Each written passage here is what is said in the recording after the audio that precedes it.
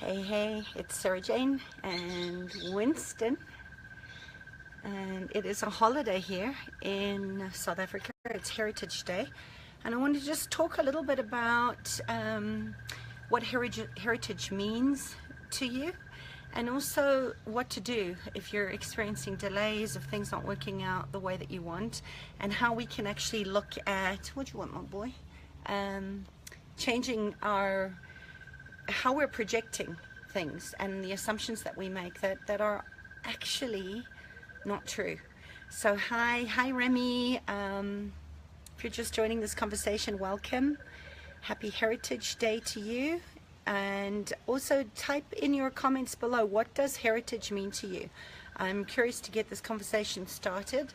And I also want to look at hi Angela, you know, how heritage or ancestral or cultural inheritance, which is really what heritage is, shapes us either for our growth or in the other way, which is for us to think that intrinsically we can't change things because we've bought into this sort of familial or cultural or some kind of legacy, right? Anytime someone gives you an issue like heritage, which the definition of heritage really is a tradition that's passed down from one generation to another.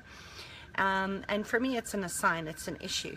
It doesn't define who you are. Even though things get passed down, we want to always look at, is this for my growth? Is this helping grow me and expand me? Am I learning from it? Or is it a handicap? So, you know, heritage generally for me looks like something that I'm proud of. So it's about honoring traditions, honoring customs, having pride, having courage. I'm not sure why I'm not seeing the comments. Hi Jason, nice to see you here. Hi Yale. Hey. So my work with healing, root cause resolution, right? Getting to the root of what caused the trauma in the first place, or the disease, or the feelings that you don't trust yourself, are really based on this meaning making where we make things bigger than us. And this is where we look at delays and we look at things that are not working for us as a wrongness, like, oh my gosh, I'm not there yet, or oh my gosh, I can't do this, instead of looking at what is the adjustment that's required. And September's all about adjustment. So what adjustments are required right now for you to get closer to where you want to go? There's so much I want to speak to here in regards to this topic, but Joseph Campbell says that we're not so much looking for the meaning of life, and I think it really is that we're looking at making sense, hi Elsa B, of where things are not working the way that we want them to work. And just know that, you know, this is about a sense of belonging, which is what we all want. And even though your genetic inheritance can make you predisposed to certain things, it doesn't define you. Your environment shapes you more than your familial or your ancestral or your cultural inheritance.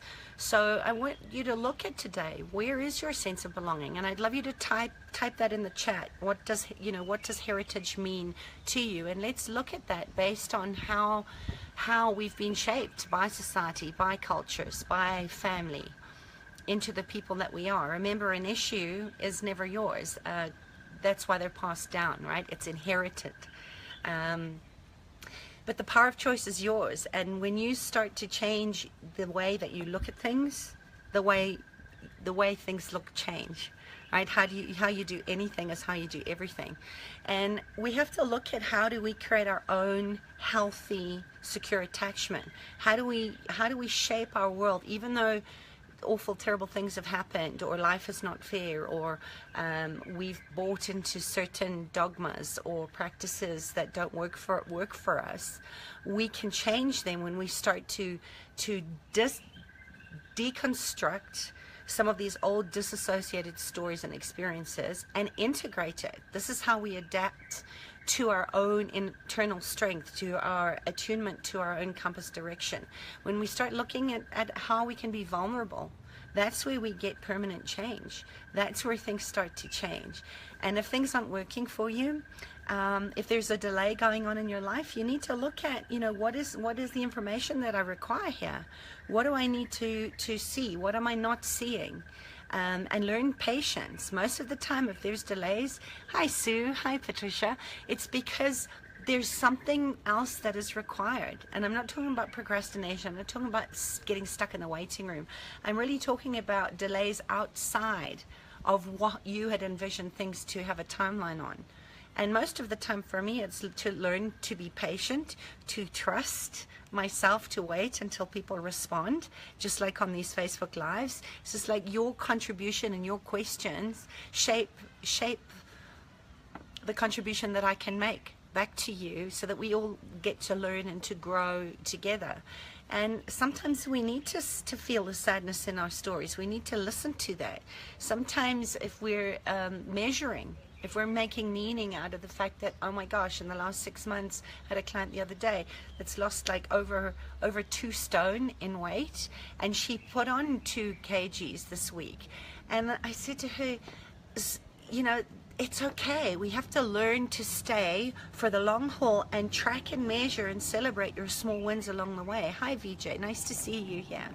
So let me know if this is resonating. If you know someone who would like to join our conversation, tag them, share this, like this, give me some hearts, give me your questions. This is an open Q&A. I just thought I'd jump in here today, even though it's a holiday. I'm still working.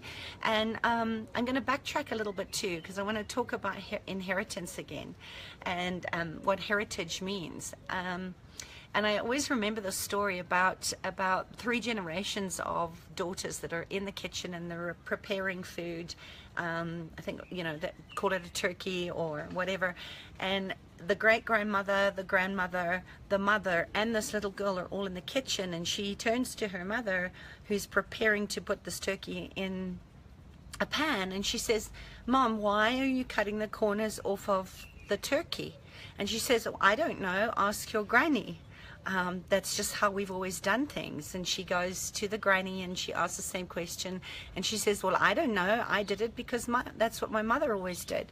And when she gets to the great-grandmother and she asks her great-granny, why do you cut the corners of the turkey before you put them in the pan? And she said, because the pan was too small and it never fitted. And this is where, for me, consciousness is asking questions. Hi Tracy, nice to see you here. When we start to wake up to asking generative questions, everything starts to change. And this is where the shape-shifting and the adaptability and the adjustment is so important if you're wanting to grow and thrive in an ever-changing climate. Because don't just accept things the way that they are, because that's what you've been taught. This is the power of the question. This is the power of the ask, and then the power of intuition, to trust what you know and be willing to change your mind. Don't go into projecting your point of view on somebody just because that's the way that things have always been done in your family. This is how we exacerbate trauma, we exacerbate fear. Hi Elena, nice to see you here. So where if things are not working for you, where are you not being clear in what you're asking, in how you're communicating? Maybe something needs to change. I had some feedback from someone last week, and she said, I deserve more than this. And she was projecting a lot of hurt that I had no idea was even there, because she'd expected a response that I hadn't given her fast enough. Hi Tracy. So it can be very confusing when someone is projecting and making assumptions based on unresolved trauma, or based on past expectations. People don't break your hearts, they break your expectations. So where you're finding yourself maybe going into disappointment, maybe you're beating yourself up because you're thinking, I've done everything right and yet I'm still not where I want to be. Ask a generative question to look at what is the adjustment that's required here, what is the information that I'm missing, so that I can actually get clear and this person can integrate all these old disassociated stories that get all confused and messed up with the current situation. So when things don't go your way, and you're not getting what you want, and now someone is ringing my doorbell, you know, there's always a purpose and a gift behind it, always. And you can't see it when you're in it. You can't hear it when you're in the heat of anything. When you're hurt, when you are upset, you're not necessarily going to look at where did I just get set up by the universe? I love playing with words. You've been set up. It's a gift if you can see it as that. All right, someone's ringing my doorbell. I'm going to come back and finish this. If you want to, join me back here in a second. Sorry, I have to get the door.